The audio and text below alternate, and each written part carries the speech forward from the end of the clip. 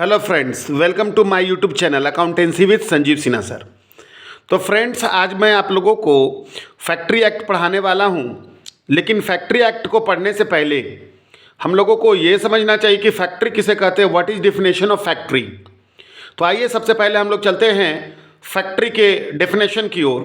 तो कहा गया है कि कारखाना अधिनियम 1948 की धारा 2M के अनुसार कारखाना शब्द से आशय किसी ऐसे परिसर तथा उसकी परिधि से है जहां पर 10 या अधिक से अधिक श्रमिक काम कर रहे हैं और पिछले 12 महीने की अवधि में किसी भी दिन काम कर रहे हैं, है ना।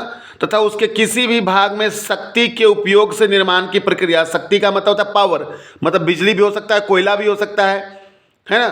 तो पावर जनरेशन, तो पावर जनरेट कर करके काम हो रहा है और जहां पर कि 10 से अधिक श्रमिक काम कर रहे हैं पूरे 12 महीने की अवधि में, ठीक है। दूसरा बोलता है कि यदि जहां 20 या अधिक श्रमिक काम कर रहे हैं अथवा पिछले 12 महीनों में किसी भी अवधि में किसी भी दिन काम कर रहे हैं और जिसके किसी भी भाग में शक्ति के सहायता के बिना निर्माण की प्रक्रिया की जा रही हो। तो अगर पावर के साथ, शक्ति के उपयोग के साथ अगर काम हो रहा है तो 10 श्रमिक की ही आवश्यकता होती है, मतलब 10 श्रमिक या उससे ज़्यादा जैसा ही हो जाएगा वो फैक्ट्री कहला जाएगा। लेकिन अगर पावर का यूज़ नहीं हो रहा है तो फैक्ट्री की परिभाषा के अंतर्गत आने के लिए कितना श्रमिक का होना जरूरी है? 20 श्रमिक का होना क्या है, जरूरी है, ठीक है। तो इसे कहते हैं, क्या कहते हैं? फैक्ट्री कहते हैं। अब आ जाओ कि फैक्ट्री किसको नहीं कहेंगे। तो बोलता है खान, है ना, खान, जो खान संबंधित 1952 के अंतर्गत आते हैं। माइंस को फैक्ट्री के अंतर्गत नहीं लाया जाता है। दूसरा, संघ सरकार की सेना का चलायमान इकाई, मतलब mobile unit belonging to the armed forces of the union. सरकार की जो आर्म फोर्सेस होती है, BSF वगैरह हो गया, मिलिट्री वगैरह हो गया, तो उसका जो मतलब चलने वाला मूवेबल बहुत सारा चीज़ गाड़ियों पर चलता है ना। बहुत सारा टेक्निकल चीज़ यहाँ से वहाँ होते रहता है, तो वो भी फैक्ट्री के अंतर्गत नहीं आएगी। उसके बाद है mobile unit of railway running shed, railway की चलायमान कार्यशाला।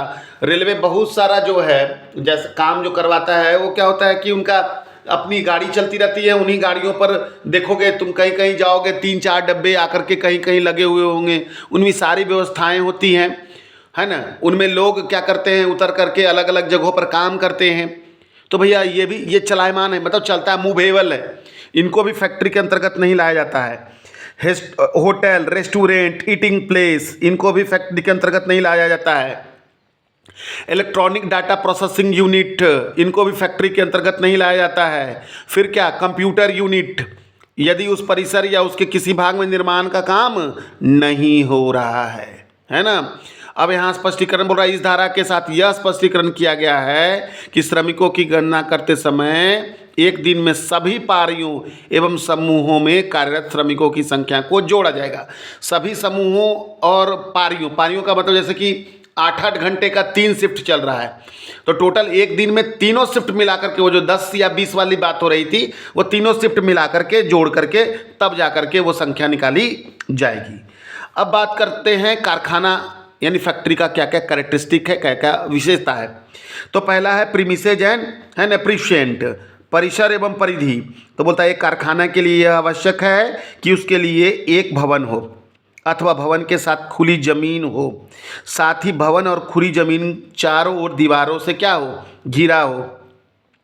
बिना परिसर और परिधि वाले भूमि केवल मैदान होते हैं, कारखाना नहीं कहा जाता। समझ के बात को। दूसरा है निर्माण प्रक्रिया।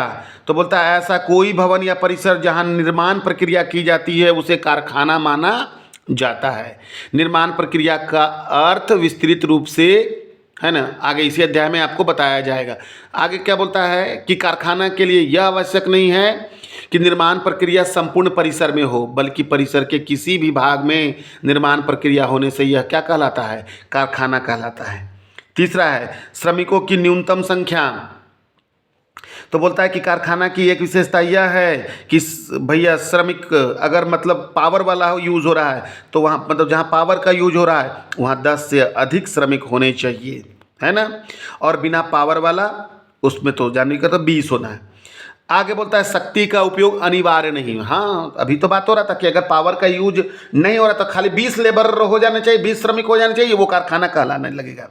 बोलता है कि कारखाना के लिए शक्ति का उपयोग अनिवार्य नहीं है, बिना शक्ति के उपयोग के भी एक परिसर कारखाना हो सकता है ना। यहाँ शक्ति से आशय विद्युत शक्ति या अन्य प्रकार की शक्ति से है, जिससे मशीनें क्या होती है, संचालित होती है। किसी मानव या पशुओं द्वारा निर्मित शक्ति को शक्ति में शामिल नहीं किया जाता है। जैसे पुराने ज़माने में होता था ना, कोल्हू चलाया जाता था मनुष्य के द्वारा, बैल के द्वारा, उनमें पावर का यूज़, उनको पावर नहीं कहेंगे। अगला है श्रमिकों की समूह और टोली। बोलता है यदि एक दिन में एक से अधिक श्रमिकों के अलग अलग टोली और पारियों में काम हो रहा है तो सभी पारियों को जोड़ करके वही 10, या फिर बिना पावर वाला है तो 20। किसी भी दिन कार्यरत व्यक्तियों की संख्या, बोलता है कारखाना के लिए परिभाषित 10 या 20 परिस्थिति के अनुसार, वही 10 जहां पावर का यूज हो रहा है वहां 10, बिना पावर का 20 व्यक्तियों की न्यूनतम संख्या पूरे वर्ष कार्यरत होना आवश्यक नहीं है। कोई जरूरी नहीं कि 10 या 20 वाला जो संख्या है वो पूरे साल काम करे। यदि पिछले 12 महीने के अंदर किसी भी दिन परिसर के अंदर श्रमिकों की न्यूनतम संख्या काम में शामिल हो गया, कारखाना हो जाएगा। मतलब कि मान लिया एक दिन भी 10 श्रमिक, जहां पावर यूज रहा है वहां 10 श्रमिक काम कर गया, और जहां पावर यूज नहीं हो रहा वहां 20 श्रमिक काम कर गया, भैया उसको क्या माना जाएगा, ठीक है, फैक्ट्री माना जाएगा। अब बोलता है एक ही कारखाना को पृथक कारखाना मानना या दो अधिक कारखानों को एक कारखाना मानना। बोलता है कारखाना अधिनियम 1948 की धारा 4, अधिनियम 1987 की धारा 20 के अनुसार किसी अधिष्ठा द्वारा प्रार्थना करने पर राज्य सरकार यदि उपयुक्त समझे तो एक ही कारखाना के विभिन्न विभागों या शाखाओं को अलग अलग मानने का आदेश दे सकती है ना। फिर बोलता है सन 1976 में किए गए संशोधन के अनुसार जब संघ सरकार की चलायमान इकाई जैसे होटल वोटल जो है, इसको भैया कारखाना में शामिल नहीं किया गया है। आगे बोलता है कि सन 1987 में किए गए संशोधन, क्या संशोधन है, तो electronic data processing computer unit कारखाना नहीं है ना, जहाँ कंप्यूटर से काम हो रहा है, यदि उस परिसर या उसके किसी भाग में निर्माण की प्रक्रिया नहीं की जाती है, ठीक है। हालांकि अलग अलग समयों में बोलता है उपर्युक्त तथ्यों के आधार पर यह स्पष्ट है कि परिसर को कारखाना मानने या न मानने आसान काम नहीं है। बहुत सारे क्राइटेरिया को देखना पड़ता है ना। लेकिन अलग अलग समय में अलग अलग कोर्ट के द्वारा, है ना, अलग अलग चीज़ों को कारखाना माना गया है। क्या क्या, रेलवे वर्कशॉप, ठीक है, रुई से बिनौले, मतलब रुई से निकलता है ना। फिर एक भवन में अगर 20 से अधिक व्यक्ति काली मिर्च की छटाई कर रहा है, जिसको हम लोग गोलकी कहते हैं। एक भवन जिसमें लकड़ी चीरने वाली मशीन, आरा मिल, नगर निगम का विद्युत विभाग, जल विभाग का जल यान यंत्र का स्थान जहाँ पर वाटर प्यूरिफाई होता है, फिल्म निर्माण, है ना, ठीक है, का परिसर जो है, या फिर जहाँ पर उसका ये किया जाता है, क्या उसको बोलते हैं, एडिटिंग वगैरह किया जाता है, ठीक है, छपाई के लिए लेटर प्रेस, कंपोजिंग वाला स्थल, तंबाकू के पत्ते सुखाने छाटने, बीड़ी का परिसर, मूंगफली के छिलके उतारने का परिसर, तो ये सबों को कारखाना माना जाता है अलग अलग न्यायिक निर्णय के अनुसार, है ना। सो इसलिए इस परिभाषा को आराम से याद कर ले कि भैया कारखाना किसे कहते हैं तथा कारखाना की क्या क्या विशेषताएं होती है।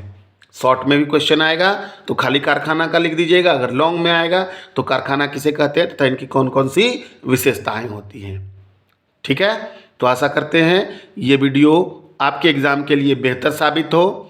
सो इसको अच्छे तरीके से देख ले, सुन लें, 2 बार 3 बार जितना बार सुन ले, एकदम आराम से आप लिख पाएंगे। लिखने की थोड़ी प्रैक्टिस भी कर लें। तो मेरे साथ इसी प्रकार के वीडियो के लिए बने रहें। अगर आप लोगों ने मेरे चैनल को अभी तक सब्सक्राइब नहीं किया है तो प्लीज़ सब्सक्राइब करके बेल आइकन को भी दबा लें। Thank you.